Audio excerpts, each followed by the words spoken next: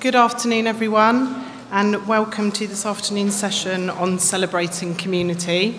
My name is Julianne Watling McCarthy, and I run the Stage Door, which is a fringe theatre and performance venue in the city. And I'm also one of the founder members and event organisers of Southampton Pride. We started in 2016, and now we welcome over 18,000 people to the city. And I'm delighted to introduce to you our fantastic panel that we have today, who are going to share some wisdom with you all and explore some of the meanings of putting on community events and how we best support our communities. So first, I'd like to introduce you to Paul Dehaney from Africa Oye. And then we have Dalia Jamil from ArtAsia and the Southampton Mela. Then we have Mikey Martins from the Freedom Festival. And last but by no means least, Ajay Chabra from Nutcut and the London Mela. So I'm sure in the room today, community means something different to all of you. And I think that's a theme that we'll explore with the talk today, but also how we can support and celebrate our communities and our cities. So I'm going to hand you first over to Paul, and he can introduce himself and tell you a little bit about himself and what it is that he does. So Paul, if you'd like to go first. Thank you. Yeah, so first of all, delighted to be in Southampton. Thanks to Claire Whitaker and the team for inviting me. It's an honour. So my name's Paul Dehaney. I am the artistic director for a music festival called Africa Oye in Liverpool. It's a music festival that was born out of celebrating the positive images that came out of Africa. Back in the 90s, anything you heard about Africa was, poverty, famine, AIDS, war, and it's almost like people didn't realise that Africa wasn't just this desolate, thought this Africa was just this desolate place full of, all negative images. So we wanted to readdress that through the music, and that's how Africa Oye was born. So we started to programme artists from Africa and the diaspora in Liverpool.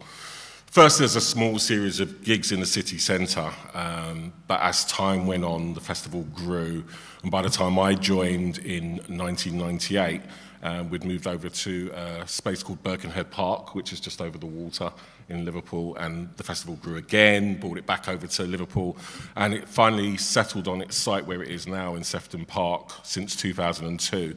And we've gone from having a couple of hundred people to about 40,000 people a day, which is crazy. But if you think about it, that's not a big, if you think about that over 30 years, that's a long time for that festival to develop. And I think the only reason we're still here now, it's an international music festival, but ironically, it serves the community. And we'll talk about what community means to all of us later on, but that's basically, it's a free 2-day festival.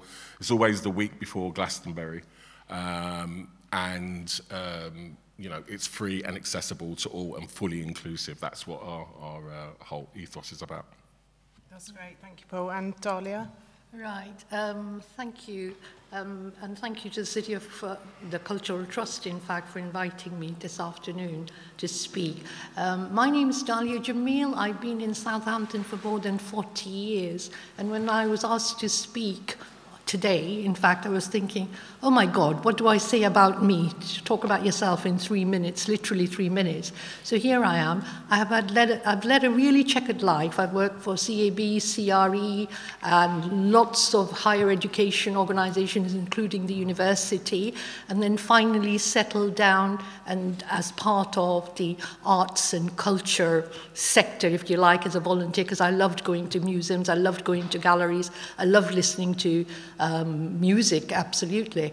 And when I first came to Southampton, I'd heard about this organization called ArtAsia, and they were looking for a home, in fact. And I was responsible for a building which is now the Medina Mosque, and we had a communal space, and we said, right, you can come here. And that was the start of my association with ArtAsia, nearly 35 years down the line. One of the things, ArtAsia is a combined arts organisation. We are funded by the Arts Council as well as the City Council, but not funded as in funded as such. We still have to make our business case. We still have to look for money, to put it very crudely, in order to survive. But the essence of ArtAsia, in fact, is that it's deeply rooted in community. And when I say community, I mean it is deeply rooted in community, whatever that community happens to be at that specific time. This morning we were talking about heritage and other things, and I don't know how many of you know that at a certain point in Southampton there was a large Vietnamese community that was from the boat people as well. But if you look around now, it's not there. They're not there. They're not visible at all. So communities will come and go, and how we capture those stories are very important. Apart from anything else, Art Asia is about promoting South Asian music and culture, the love, the heritage, and everything else. But at the same time, what we felt within the organization was the space belonged to a lot of people who shared common experiences. They may not be from the same heritage as yours, but like other communities, they were facing deprivation. They couldn't access a lot of things, for instance, because of barriers. One of the barriers, as you all know, perhaps, is obviously financial. So that was something that we had to redress, that how do we actually make this so fascinating to people but they attend. The word art and culture itself is a huge barrier, and today I noticed that there was another thing added to that. There's another third term about destination, about business actually, and so on. In 40 years ago, if you talked about art and if you talked about culture, it wasn't relevant for anybody, let alone black people. Forget it. It wasn't about working class. It wasn't about anything. Art and culture was absolutely the realm of some people that, you respected, you had to respect because they had the power, basically. And that was something that throughout my life I tried to sort of whittle away. How do we empower people? It's not about giving, it's about empowering. It's not about colonization, it's about actually working with those people so that they become the power, they have the power. And it's a very subtle role. And I'd like to think that in Art Asia, that's what we've been trying to do, work with communities so that we work with communities. Some of the things that the speaker said this morning, we try out lots of different things. I know it's not going to work, but nevertheless, that's a mistake that we all have to learn. You can only just warn them. Like children, you can say, you shouldn't do this, you shouldn't do that, but they make the same mistakes probably, and they'll learn from that. And that is what it is. It's about actually entrusting communities with the power to say, actually, we'll give you some tools and we'll give you some support, but it's your story, and that's how you should be doing it or saying it. And I think part of that has reflected in the success of Asia. We've been running, apart from the classes that we run, the workshops, the wonderful projects that we run, we are very well known in the city and beyond for our Mela. And I think the Mela itself, the festival itself, gives a platform to all communities. There is a certain focus on South Asia, but nevertheless it focuses on all communities. And the content of the day is very much a community content. We don't interfere with that. And we say, get on with it, let's do it and see what happens. It might work, it might not work, but there you go, that's life, isn't it? But so for the Mela, it is, I think, one of the wonderful platforms, and we've had the fortune to work and be networked with people and partnership with other partners, in fact, the John Hanson Gallery as well, and other partners, so we're very fortunate in that. And perhaps... Darling, I'm sorry, I'm going to have to jump in, sorry. No, that's fine. I'm the timekeeper this afternoon, no, so I might be very popular, okay, but they were a lively bunch, so someone's got to keep on top of them. So thank you for that, Darling, and we'll come back to some other points later. And Mikey, if you'd like to introduce yourself, that'd be great. Thank you. So I'm Mikey Martins, I'm the Artistic Director and CEO of the Freedom Festival Arts Trust. Our main work is the Freedom Festival, shameless plug, looks like that, www.freedomfestival.co.uk, because it's complex. We run a festival. That is the reason the organisation was created, but now we run a second festival in the winter, and we are a producing organisation. We commission work. We're part of several national and international networks. So there's the festival, that's the big thing you see, the big all singing, all dancing.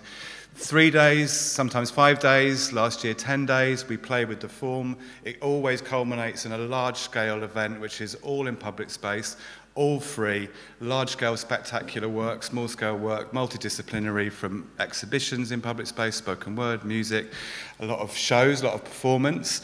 There's a lot of layers to that. It's freedom. The freedom bit is important. Hull, William Wilberforce, the abolitionist movement of transatlantic slavery. The city wanted to create an event in 2007 which celebrated William Wilberforce. Was that a placemaking exercise? Don't know. Was it about human rights? I don't know.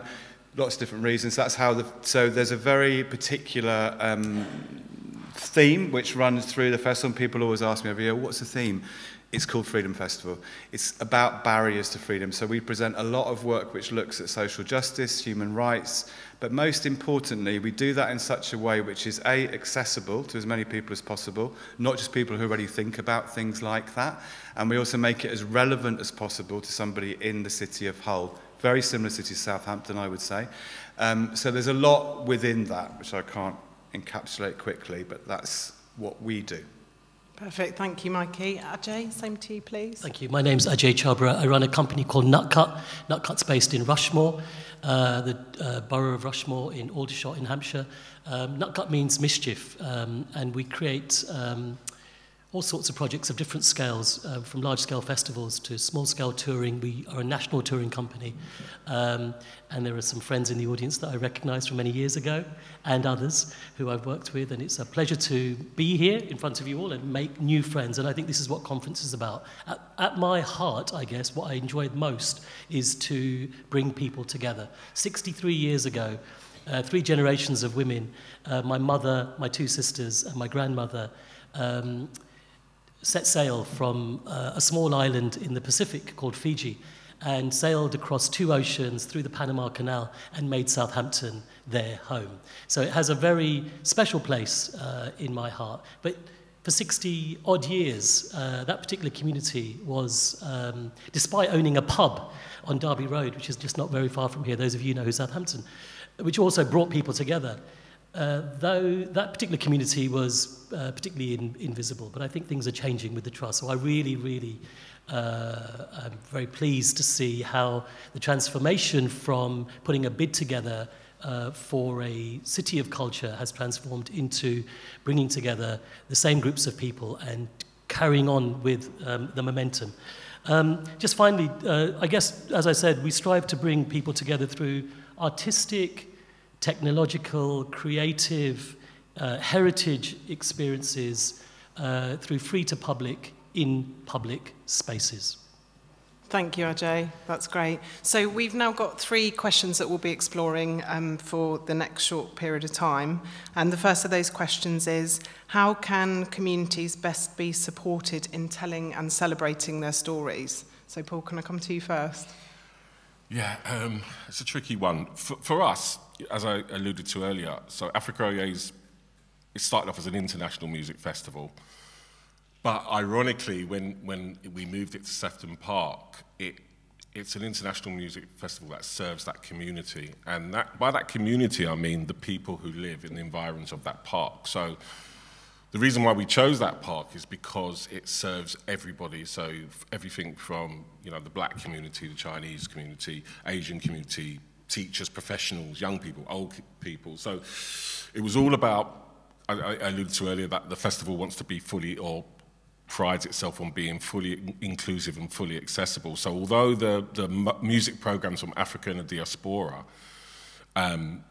it's all about, you know, everybody being involved and enjoying this music. And in terms of engaging with the community, what we try to do is not just get them to come as audience members, it's to have them working on the festival, to have them in trader stands at the festival, to have them performing on stage. You know, last year, for instance, we had 3 Grammy-nominated artists on our bill, and we were able to then put on community acts on that same bill. So when they're trying to, you know, push their careers further, you know, you can say that they played with Uma Zangari or Fuso DJ, whoever it may be. So that's a lovely little touch. But, you know, when I say that we engage with the community in all those aspects, there has to be an element of quality and professionalism within that.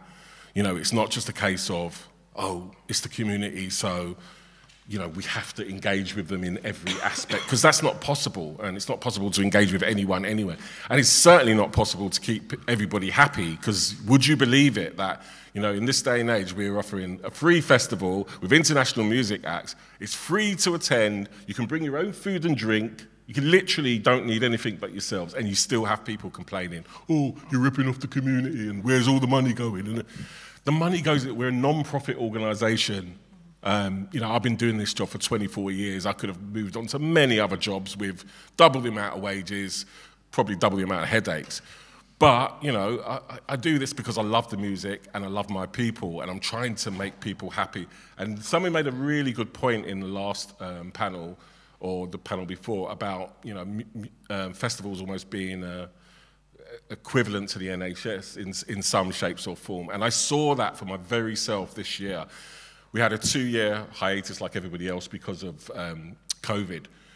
And we came back, and you want to see people went off. They lost their minds. It was almost like, oh, we're back. And it was almost like this release of freedom and pressure.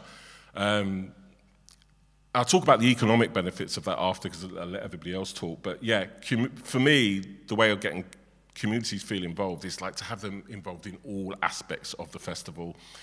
And, you know, to champion good quality arts and culture where possible. That's great. Thank you, Paul. Dahlia? I think I share everything that you said, in fact, because running a festival, especially with a lot of involvement with communities, the first thing we do look at is that how can we involve people? And it starts a year. As soon as one finishes, we start working on next year's festival and engaging with people. But it's a fine line balance between what we are trying to promote, which is the quality, and supporting groups that may have not reached that stage yet, but have the aspirations to give them the skills and the know-how and so forth, which are absolutely essential. Those are the tools, and they will use that. So that, if somehow it can be built in, but it is extremely resource heavy. And when I talk about resource, it's not about just money, it's about people's resource. So if you have community groups that you wish to work with, for example, and I laugh because we have 3 stages, which allows everything to happen at the same time.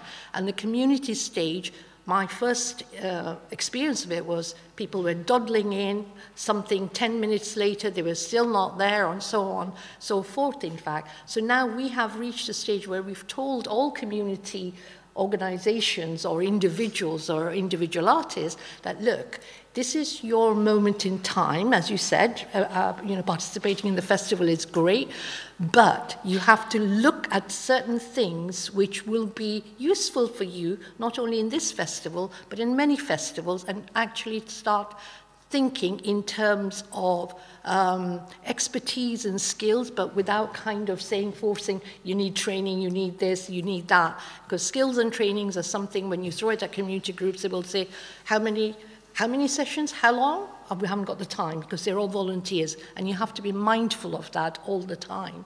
But so that is, my thing is that when you're working with communities, you've got to, as somebody said this morning, you've actually got to take the responsibility. They take, you know, you've got to be in that risk-taking factor, and that's only then will your reputation, trust be validated, if that makes sense? Because otherwise, we could easily tell lots of people, you have to do this, you have to do.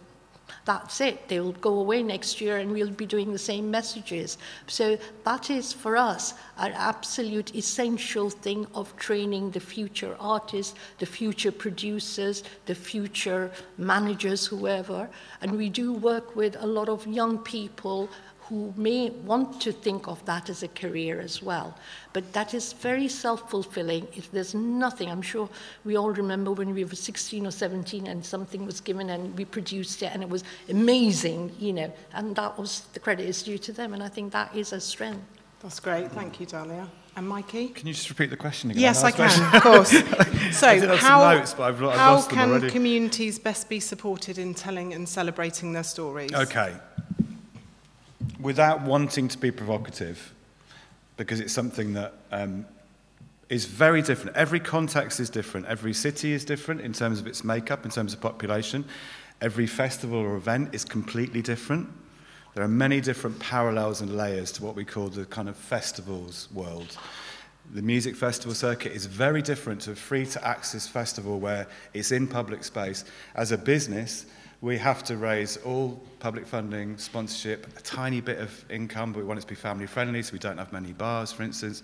We have a duty, it feels, because of our investment at the City Council, to benefit local businesses, so we don't want to overdo too many traders. So every festival is different. So when I started the role in Hull, the first thing I did was try and understand, well, what is this community of the city?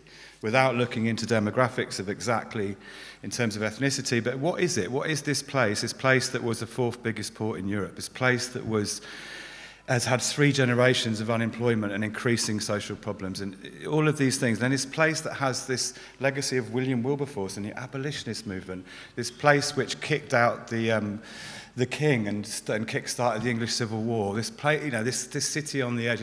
So when it's like, what is community? Who do we mean by this? And then a festival, as Paul just touched on as well, it creates a temporary community. If you get it right and it's accessible to as many different people as possible, free to access helps, that helps of course, then you create a temporary community of a city. And so the way I see that is that we're holding the space in the middle of the city. We work with loads of partners who work with particular communities or particular groups. We work in partnership with them throughout the year with projects, with engagement, with apprenticeships, with some really bonkers projects as well in terms of the artistic programme, from haircuts by children to shows with older people talking about their sex lives. Because what we're trying to do is to try and be the glue in the middle that brings all the different communities together, to notice and to stand shoulder to shoulder with strangers and to watch large-scale spectacle with thousands of people, to talk about human stories and to, because sorry, I'm a bit passionate about this, because my big thing with this, with the bit we don't kind of get to in the arts around the definitions of community is we're living in a time where nationalism, racism, all the problems are about being scared of the other. So what I see as our duty as a festival, and don't get me wrong, there's loads of different types of festival, entertainment is really important too, but freedom, this bit, how do we talk about that? So I feel like it's our duty at Freedom Festival to try to bring as many different people together and then to blur the edges of humanity and tell human stories. That might be as entertaining as one of the best circus companies in the world doing the most extraordinary things. So you look at human beings and go, oh my God, look at that's possible. It might be something with a very small group of people, and it might be about empowerment. I'll go back to haircuts by children because that is one of the best projects we've ever done. Mike, I'm really sorry. Yeah, we can come back to some of those points. So to finish, I think what I'm trying to say is we need to be careful what we mean by definition of community, because we are all the community of a place. That's great, thank you. Ajay? So the great thing about being the last on a panel or on a table is you can just listen to everyone and attempt to fill in missing pieces of the jigsaw. I mean, the desire to be in a forum like this is a privilege, and the desire is to find a soundbite.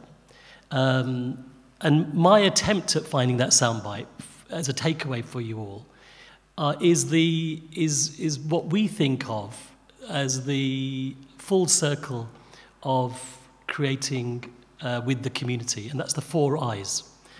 Allow me to explain. Immersive, so you immerse yourself in the place in which you're new to. You eat in the takeaway shops. You speak to everyone. And having grown up behind a corner shop counter, I'm a big fan of just going into shops and just talking to people. You might buy a packet of crisps or some chewing gums, and from that small little conversation, some things start to appear. So immersion is really, really important. That allows you to start to integrate the second of the 4 I's. It allows you to start to make friends.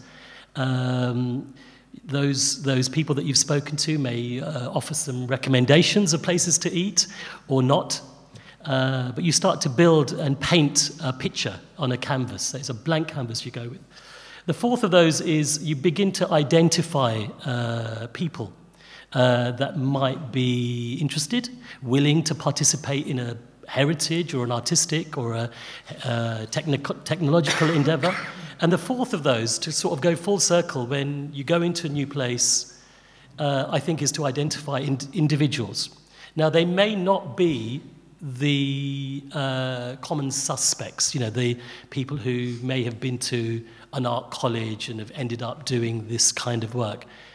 And often by identifying individuals who understand the places in which they live and empowering them, I think this theme has come up a number of times in some of the other talks, is taking responsibility. And one of the responsibilities I often take, particularly in places like this, you know, when in forums like this, is to introduce people to each other. That, you know, they might already know each other, and then I get really embarrassed. But that's okay. But just to kind of go, do you know this person? Do you know that person? And that starts to build a critical mass. You start to build relationships. So those are my 4 eyes of communication. And I'll give you one example. Mikey talks about Hull. In 2007, when the first Freedom Festival happened, we haven't been back since, by the way, Mikey. We were invited by the city to, we at the time had created a tour of a big Bollywood dance show. And we had professional dancers, and the way in which we had designed that show, it was a large-scale outdoor show. It had started off in Trafalgar Square to open the newly kind of steps of Trafalgar Square. It was a one-off show. Some good people came. They really encouraged us to take it on tour. We took it on tour. We took it on tour for about a decade. We just went everywhere with it. We went to Hull to open the newly formed Freedom Festival. And it was fantastic because everywhere we went, it wasn't just us taking professional dancers in. It was us finding that seamless feel of working with local dancers. So the 6 to 8 weeks before the show happened, we would go in and we would work with local dancers, and those dancers wore the same costumes, they ate the same food, they were paid the same wages. You know, they became absolutely part of the show. And suddenly the confidence levels in the show, I mean, each Bollywood Steps show in each different city was different. It was the same story. It was different because of the people that were there. And what we left the city with dancers who were already trained, but dancers who were trained in a different dance form, which they would never otherwise have perhaps engaged with in the same way. So I think that seamless integration between community and professional is really important. And just one other example. Jacqueline here is sitting in the audience today. I'm sorry to embarrass you, Jacqueline. We worked together 27 years ago in the West End on a show called Indian Ink, By Night. By Day, by Tom Stoppard. It was fantastic. Jacqueline's a fantastic actress and a director. We've just met for the first time after 27 years. By 23 years, actually. By night, I was doing that show. By day, I was working with Asian elders in a place called Stratford in East London, in the London Borough of Newham. And everyone was saying, oh, we'll just make a little show with these guys and we'll put it on in a community centre or in the temple or some little, you know, venue. But we took it to, and at the time I had connections with Stratford East, and we put 150 Asian elders, many of whom are not with us anymore, many of whom had been on rallies with Gandhi and Jinnah and Nehru, and many of whom had fought in battles on the Japanese and British front in Burma. You know, these amazing people who'd made their home in England. We put them on the stage to tell their story in the Theatre Royal in Stratford East. So it was a seamless intervention of community and professional activity. So that's what I wanted to share with you. That's great. Thanks, Ajay. So the next part of that question is, what are the challenges we face in doing this? So giving communities the support to tell and celebrate their stories. So what are those challenges? We're going to have to cut our times down slightly, as you're all slightly overran on the last one. So if we could be a little bit concise about the challenges we face in doing that, please. A lot. Thanks, Paul. Yeah, I mean, there's enough challenges for ourselves. I mean, one thing I didn't mention was, you probably know this, but Liverpool was European Capital of Culture in 2008. And it seems like, you know, in retrospect that everything went brilliant, but when I look back at the time, it was quite a traumatic time, even though we got awarded, the used organisations like ourselves, a lot of cultural diverse organisations in the bid, got the bid, got it through, and then it was like, okay, back in those days, you got loads of money for having European Capital of Culture, so millions, you know. But unfortunately, Liverpool's way of spending that money was not to engage with its communities at all. It was about bringing in stuff from outside, which caused massive, you know, division in the city. And I think that was a lot to do with the people that were running the city at the time were from an older generation. I'm not ageist, but I'm just saying in terms of the way of thinking, culture. I don't even think they knew what culture was when we got culture, Capital of Culture. But as time's gone on, things have changed and they've realised that that was the wrong way of doing it. And I'd say, you know, in the last 10 years, particularly last year, for instance, we probably got our best relationship we've ever had with the City Council, which is fantastic. But the point I'm trying to make is the council made it difficult for themselves by not engaging with communities in the first place, because that would have given them a head start. But it was almost like they created a them and us situation. I see here in Southampton, you're almost like a little bit ahead of where we were, even though you didn't get, I know you're Silver City, as you say, but you still seem to know more about what culture was than we did at that time. So you already got a head start. I think that the key now, in terms of the challenges, is to, you know, create these opportunities in terms of, you know, I was talking about engaging with the community and not just on a performance level, but, you know, there's no reason why you can't have training programs run by people who are already doing events management to create this next generation of, you know, production managers, you know, stage managers, techs, whatever, crew, to let people know that there's actually money to be made behind the mic as well as in front of the mic. That can be done quite simply. You know, there's people who really have that expertise. It's about the challenge is to really to get these people together to make these systems happen, put them in place, and you'll be better off it for the future. Thank you, Paul. Dahlia? Do you know what? What's the question again? So it's asking, what are the challenges we face in supporting communities to tell and celebrate their stories? I think one of the biggest challenges in my working life in communities is trust. So trust is something, whether it's with a community organization, whether it's with your local authority, it takes time. And I think many of the communities in Southampton, in my 40 years experience, has been disappointed so many times that it's a very fragile bond. And what happened during the City of Culture was everybody was put on the table, basically, and said, what would you like if you had this? You know, what are your ideas? So they were being listened to as well. So the element of trust is started to grow, I would say. But trust is an incredible, it can't be bought either. It has to come from communities, and it's about valuing communities as well. So for example, the council, for want of a better word, are not the gatekeepers of funding and resources and deciding which organisation sits at the table. It's about engaging with all organisations, good, bad, evil, whatever. You don't know until you get them around the table, do you?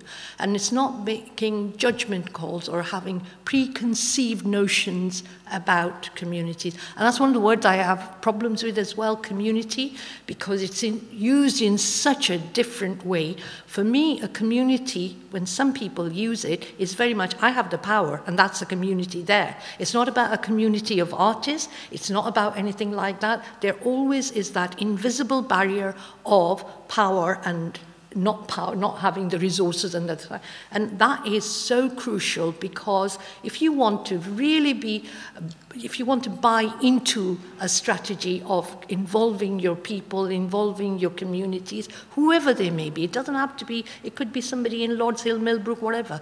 You've got to give them trust, you've got to be transparent with them, because at the end of the day, everyone is an adult, so that is a huge challenge. The other challenge is trying to engage young people into all these roles that I want, like producers, artists, behind the scenes. There is a dearth of, especially from BAME black and minority ethnic communities, young people entering these professions.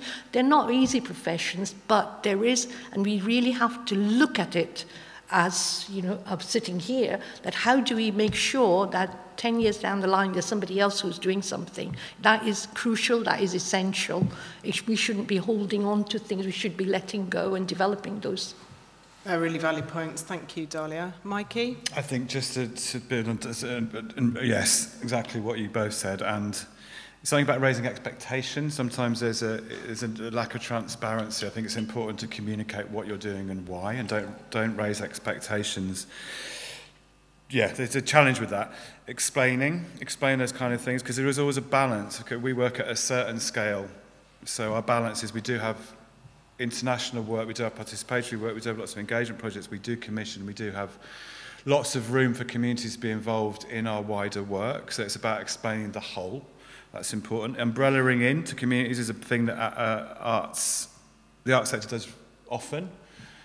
We had a UK Capital of Culture in 2017, and there was an awful lot of suddenly lots of artists umbrellaing into communities that then we, the organisation who were there before and are there and will remain there forever after, then had to pick up those pieces. And that took us a couple of years to unwind. So do be clear about that. Long-term relationships, as Ajay, you touched on about, you know, integrating and identifying those partners and those people. You build long-term relationships, trust, as you said. Resources, be honest, be realistic. How many participatory engagement projects can you do with communities? Because we all want to do more and more and more and more, but then you'll end up letting people down. So you've got to be very, very clear about your resources, and it's important.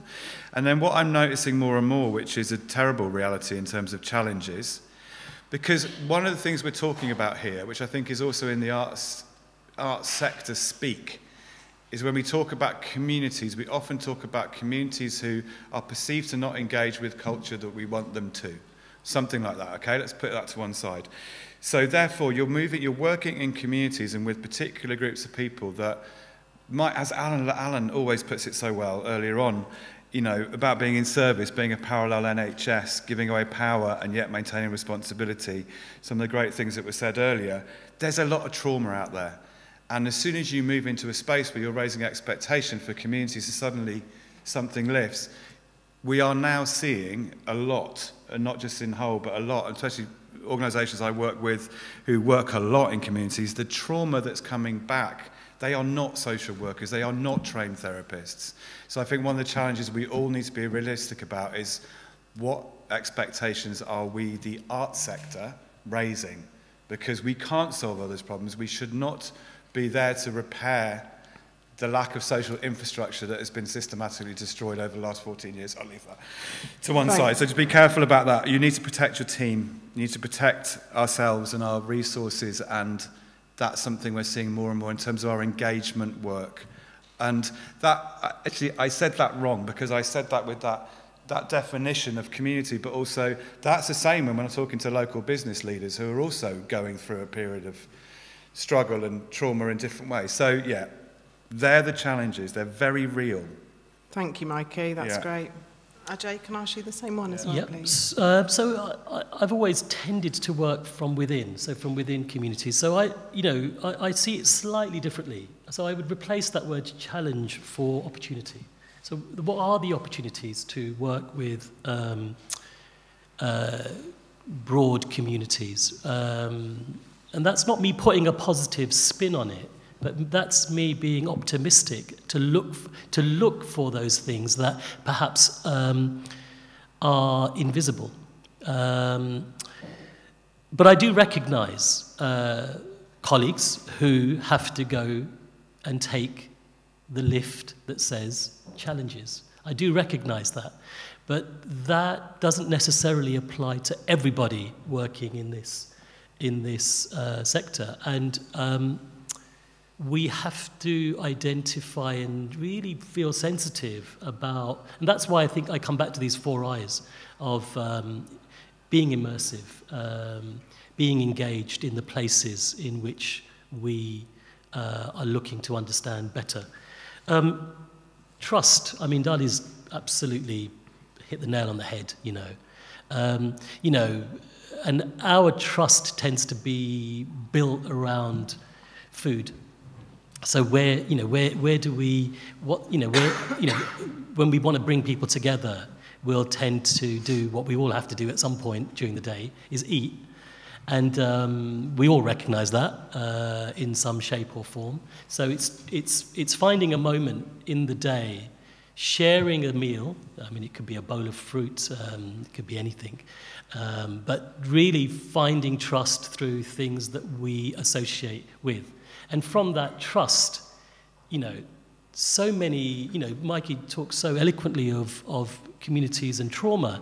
But from that trust come all sorts of deeply suppressed emotions and feelings, of journeys, of hopes and desires. And that's where I think the art tends to be very powerful.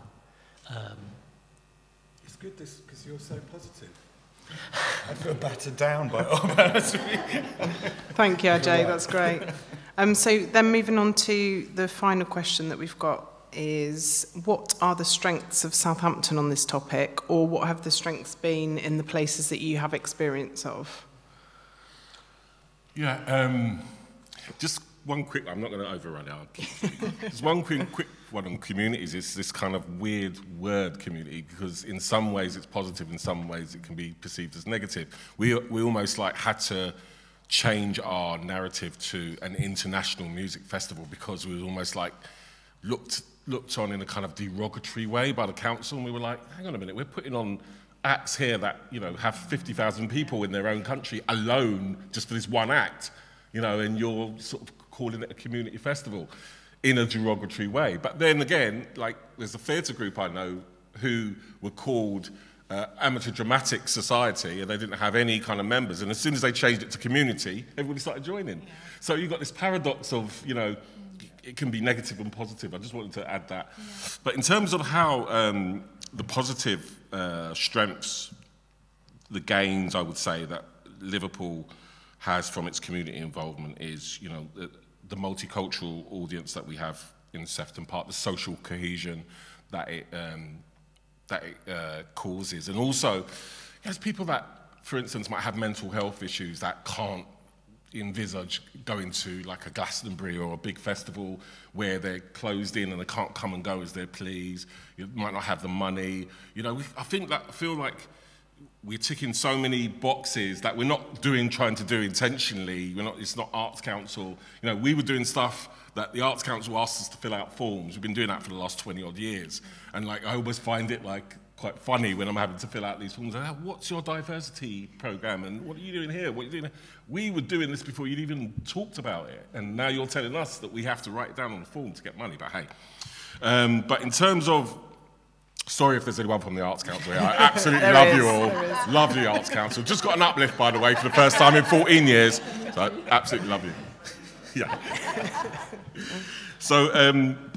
So basically, I just feel that the festival itself creates this, I don't know, it's this special feel that almost like the community feels that they own the festival now. Almost like this ownership, which is really ironic because, for instance, let me tell you a quick story about the black community. It didn't used to come to the festival. It was, when I first started, it was like a white, middle class, 50, 60-year-old people that had been to Africa, heard the music, and kind of like were into it.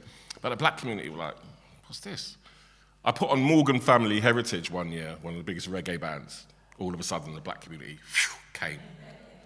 But the beautiful thing about it, they stayed and they came back. Even if I didn't put reggae on the next year, they were like, actually, we love this. We did the same with what you would call the North End, Liverpool, predominantly white white working class, who didn't feel like they belonged at the festival. So one year I put on Finley Quaye, because I knew a lot of those people in that area would have known of him and would have bought that album back in the day, that one album that was great.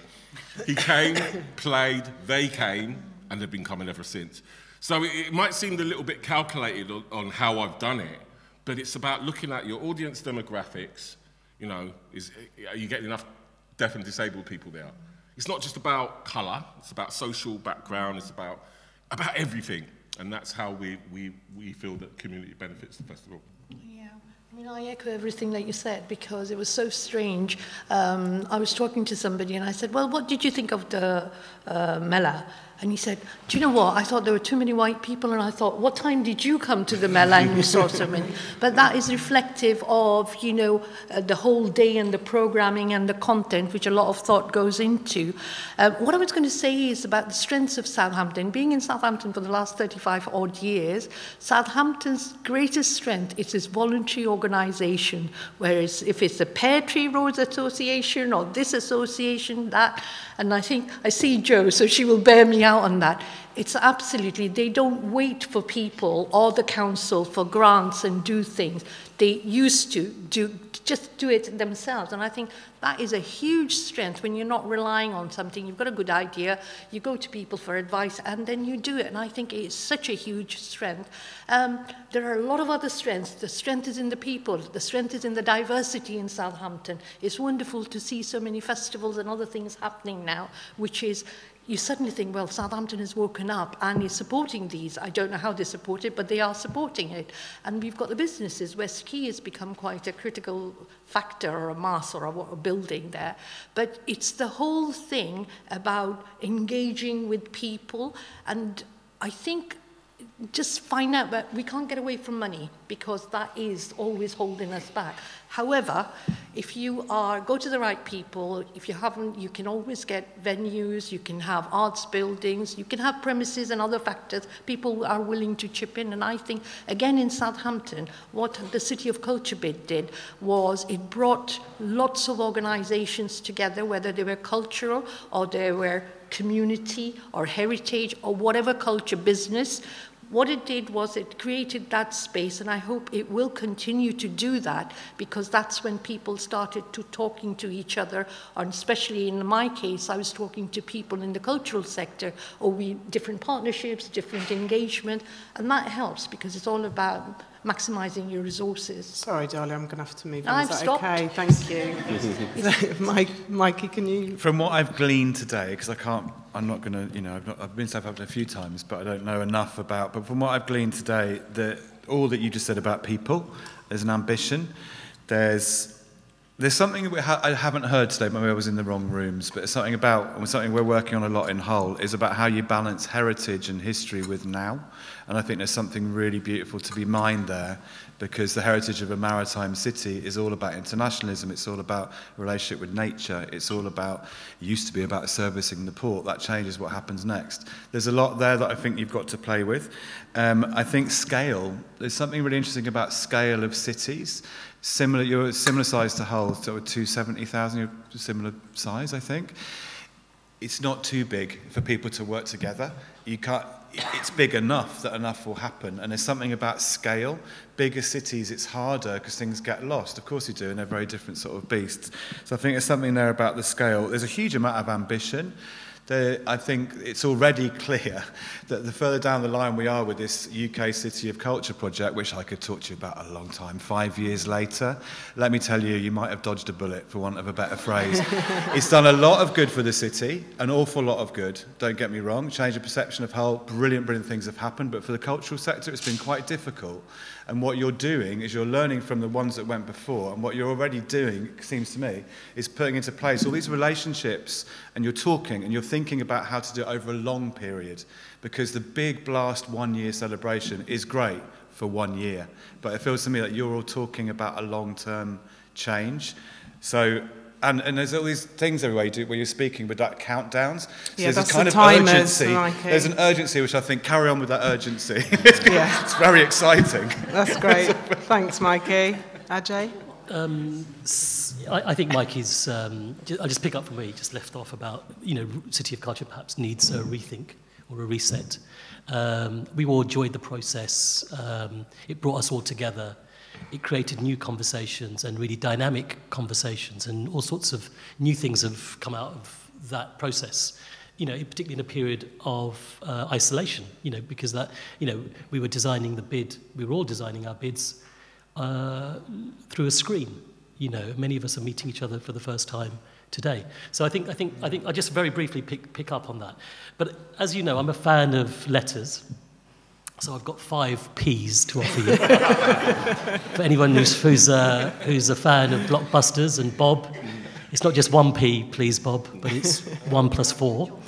So in the street that I grew up on, which, you know, all sorts of trucks drove up, and the buses drove up 24 hours a day, and the house would shake and all the rest of it.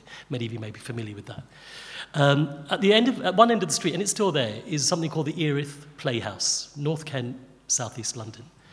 A civic local theatre, you know, that had a, you know, drama school on Saturday mornings. And at the other end of the street was a playground, our school playground. We never really went into the playhouse ever. We played in the playground. And I think in that playground, there were traveller communities, white working class communities, which I never describe in that way ever. They were just people that lived on our street, the Caribbean community, East African refugees, Vietnamese boat people, all sorts. So the gift of having all of those people, all who just wanted to play outdoors, was the heart of everything that has come out from that. So those are 2 Ps. The other 3 Ps, when it comes to the question of the city, are pubs, ports, and people.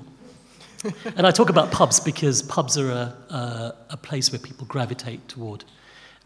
Pubs up and down the country are dying, but I use pubs as a metaphor, as a meeting place. It could be a cafe, it could be a community centre, but pubs are a place where people gravitate towards. A pub is where I grew up in Southampton, in Derby Road. Ports, a place of exchange, of the toings and froings, of the comings and goings of people, some of whom may never spend, you know, more than half a day in the city. But there's something about how do we retain that tourism economy, which was a conversation that was happening in one of the heritage conversations earlier. In fact, last summer, when I was here and the cruise liners were coming in again, you know, the numbers of people, you know, coming off the station and going to Poundland and straight to their cruise liner was, you know, how do you harness those groups of people? And the third, of course, is the obvious, is the people. You know, so these are the 3 areas that I think just we can meditate on a little longer and activate. Thank you, Ajay. Over a longer period. Yeah, that's great, thank you. So that comes to the end of the questions that we had prepared, and there are 2 that are on Slido, so we potentially may or may not have time to answer both of them, but let's give it a go. So the first one is, as Southampton is so diverse, how do you propose that we can bring everyone together? So does anyone have any thoughts on that? Paul's nodding that end of the table. Well, I think the Mela Festival is one of the very few gatherings in the city that brings people together. And it's very family friendly as well. It's free. It's smack bang in the middle of the city where you don't have to worry about transport and other. And it's actually right. It's interesting because it's in a place where you've got this elite Southampton, and then you've got the, what was it, that's the shithole Southampton, or whatever it is, yeah? I'm really sorry to say that, but you know, it resonated with me because I could see exactly what he was referring to, yeah? So I think the festival, because it's not a religious, it's just a festival for a day out, and that is, you know, without any kind of bringing thing. people together. Yeah, so maybe more festivals that I think are open more to festivals, everybody. but I'm very mindful of resources because most of our monies go there. But exactly, I don't have to do them all. The council needs to organise them all. Yeah, that's it. But it is that. I think the gatherings of people where they can learn and share experiences is so crucial. That's probably half the reason why when you said about your reference to, you know, this is Black History, this is Black Month, whatever it is, yeah? So kind of combined festivals that bring communities together, whether to celebrate food, whether to celebrate areas, whether to do whatever, is very crucial. And that is beyond my remit. It is the local authority strategy. Thank you, Dalia, that's great. And the second question on Slido was... Oh, yes, Ajay, sorry. I just wanted to say, rather than creating the new, to look at what's already building there. on the ones we have. Yeah, and I think it's what Paul was saying very early on. Support and enable organisations and individuals in the city region who have been delivering excellent culture for years. Yeah, I think that's got to be the starting point. You know what you're doing. You've been doing it for years. The cultural assets are in front of you, but sometimes people just walk past them, and then this 3-letter word of new keeps coming back. But sometimes it's just worth, I think, stopping, listening, talking, supporting those cultural assets already there. So rather than creating, forgive me, new festivals, Yeah. to perhaps support the ones even more that are there, you know, really have that long conversation. Can I just add something else? There is an issue about communication in Southampton because lots of things happen in the city throughout the whole year, but you have to be in the right place, right time, know the right people. So there isn't, and I don't know even if it's possible, that there is a common point where people can just, I don't know, click in, scan in and say, what's available, what's going on here, I'd like to find out. Because there is as you said, there's loads of stuff going on in Southampton, but you trip onto it or you fall into it accidentally rather than deliberate. Yeah.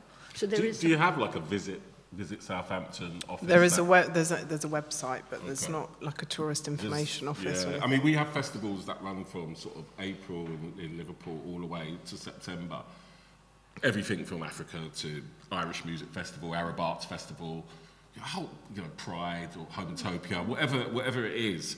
And they're almost kind of, we've got to a stage now we're trying to market them together, not as one festival, but as a series of festivals in our city to celebrate our culture. So is that the local authority that promotes it? It should be the local authority or Visit Liverpool, who are part of Visit Britain. So there should be a Visit Southampton linked to the council in some way. As well as lots of new events bring people together, tell human stories. Just tell stories of humanity. Don't worry about race, ethnicity or creed, because everybody has stories of adventures, everyone has folklore, all cultures have similar things. So I think it's pan out. Sometimes, that's in terms of diversity. Pan right out. Tell human stories. That's great, thanks Mikey. So I think we're going to leave the last question, unfortunately, but we are, just to sum up, I'd like to ask each of you, if you had one piece of advice for Southampton, what would it be? I just said mine. So you've done yours. So do you want to we can move on. Enable organisations and individuals in the city who've been doing great culture for a number of years.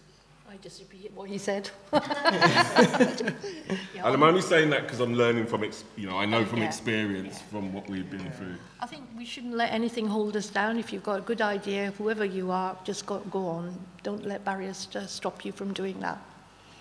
Don't do it on your own. Work in partnership with other people around the country. There's national networks, national partnerships are really beneficial because I think isolation and that sometimes hyper-local is not the best way forward in the world that we're living in. And I think we have similar stories and whole to tell as you do in Southampton, for example. Liverpool's another port city. You could talk about many. So join forces with other players, and it bolsters and boosts the pot as well. Co-commission work then goes on and tours all over the place, not just here locally. Yeah. The bid was... There was a lot in the bid about the natural environment, parks and the sea. And I think something about this, by the end of this decade, for young people in Southampton to have a stronger, happier relationship with the sea and the river and the parks around it. It's endemic of many places around the country where the sea or the water is only accessible to a small group of people, but to find a mechanism into allowing more groups of people using the natural environment in a time where it's so sensitive. Is there a maritime museum here? There is a maritime museum here. But I think one of the drawbacks of Southampton is that the riverfront is not accessible to the public in any shape or form. Really, it is all it's a working river, if you like, yeah? So it's very well for us to say that, that is an aspiration, I think, that the river should be open to the public, but how that is a city strategy again. But it is a shame.